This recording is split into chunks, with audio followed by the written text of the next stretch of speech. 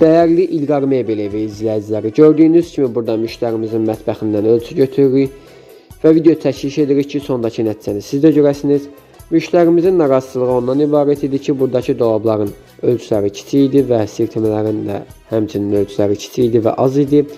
Hətta rəng seçimindən də narazı idi və biz də onun istəyinə uyğun olaraq mətbəxini dizayn edəcəyimizə söz verdik.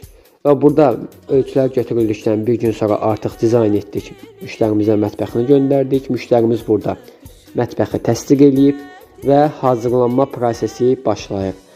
Hazırlanma prosesi isə 10 gün ərzində bitir və müştərimizə mətbəxi təhvil verilir. İndi mən sizi nəticəyə yönləndirirəm. Buyurun baxın. Əziz müştərilər, İlqar Mebel olaraq MD Akril'dən bugün sizə qəsəbəsində yapacaq müştərimizin sifarişi ilə belə böyük şapı, qulaqlı pedələr. Hamısı da gedir. Bugün yeni model görürsünüz.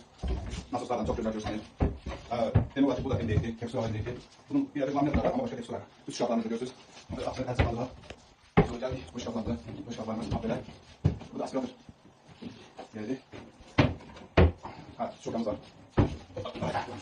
Geldi silmələr. Yeni model olaraq silməni görürsünüz, yandan bağlama deyil, altdan bağlama silmələr. Hamısı getirir. Hamısı getirir. Əsas kutusu içi materialı özünlərdir.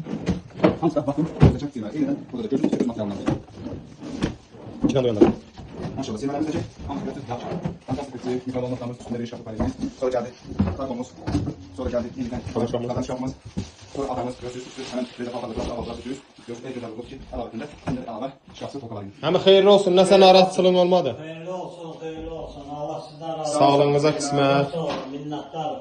Çok sağ olun.